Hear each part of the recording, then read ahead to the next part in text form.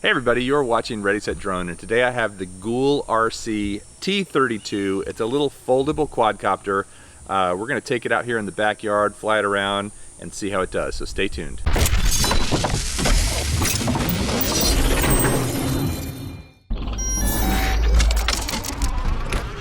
So the GoolRC is a foldable quadcopter, and as you can see here, it folds down to a fairly small form factor. The back arms fold in first because there's a little indentation here that they fold into. So you want to fold those in first and then the front arms second. The landing gear comes off very easily, and it's pretty low profile without the landing gear. So I just put it on because we have kind of tall grass right now, and so we're going to need it to be able to take off and land in this grass. Now, a couple of things. This does have an app. It's called the T32. If you just search for T32 in the App Store or Google Play, you should be able to find it. There's also a QR code in the instructions that tell you where to get the app.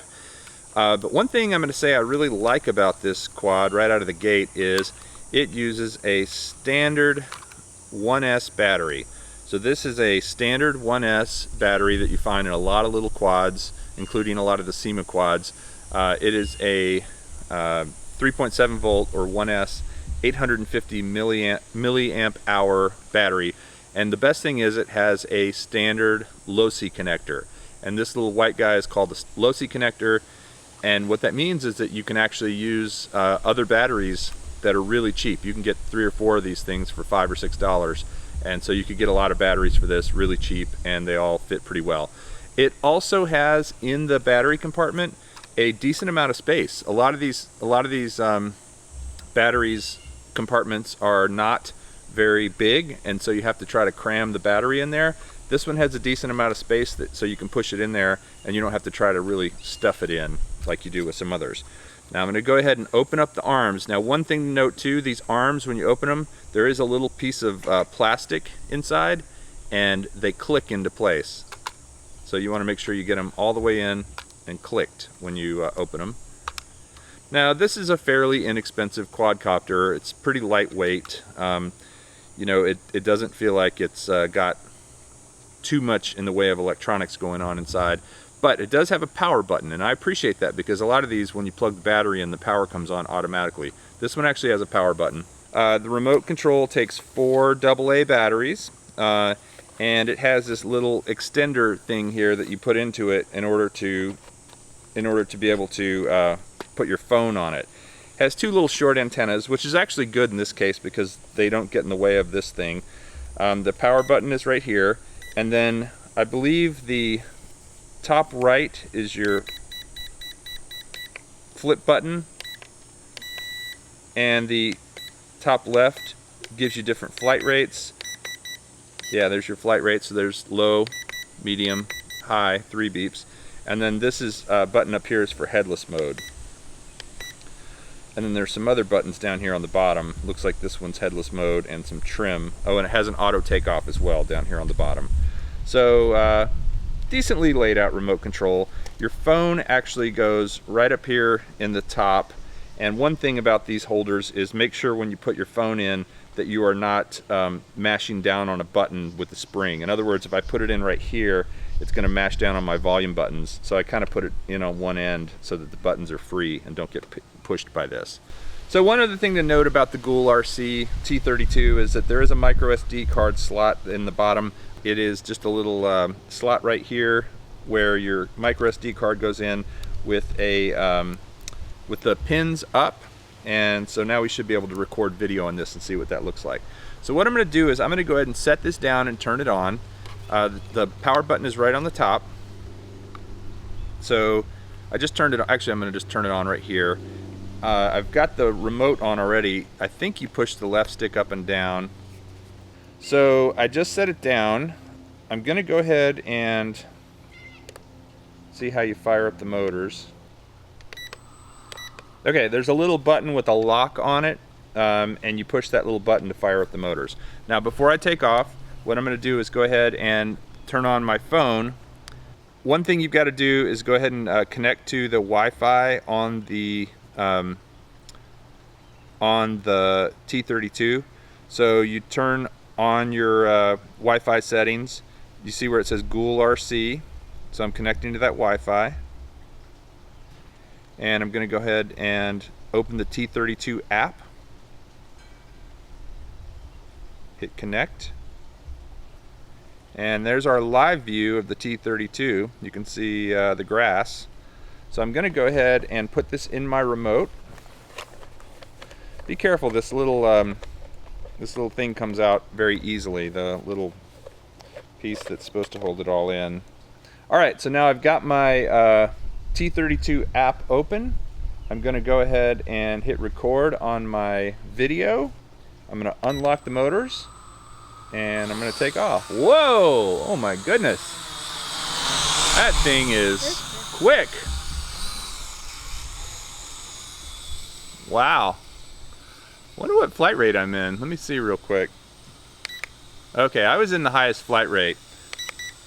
So just if you're a beginner, or if you don't want it to take off like that on you, start off in the lowest flight rate when you take off, and that would be 1 beep. Now I'm in the highest flight rate, which is the most aggressive. So it goes.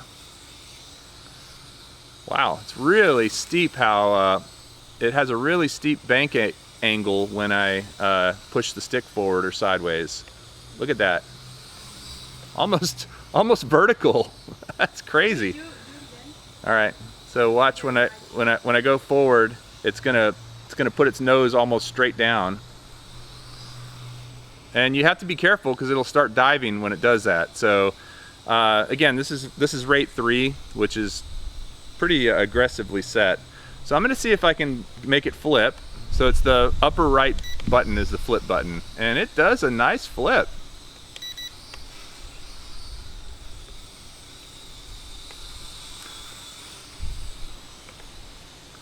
Wow.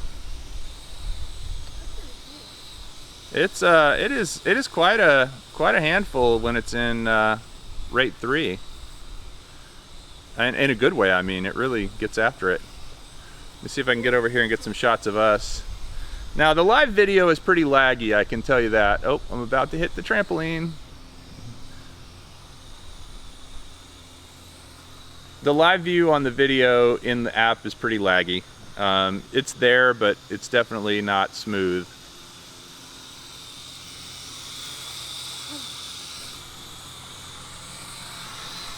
Alright, so one thing I'm going to do real quick is I'm going to go ahead and stop the video for a second, and I'm going to try taking a picture of us. So I'm going to bring it back over here, and I'm going to bring it back over here, and it's you got to look down for a second. Remember, there's no GPS on this thing, so you are going to be making sure it doesn't drift into the neighbor's yard, into the pool next door, any of that stuff. I think I just took a picture.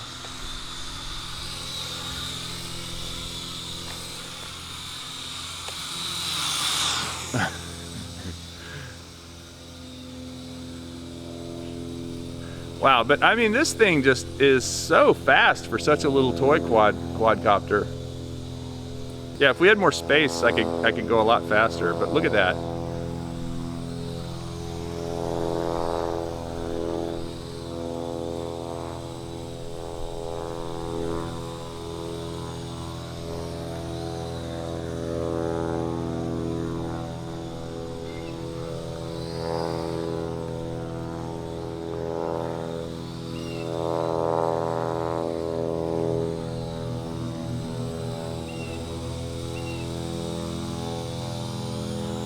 Okay, and a little bit more video.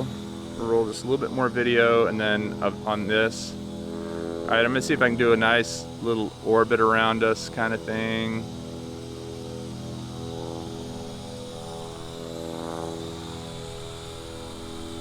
Fly right over you guys, nice and slow.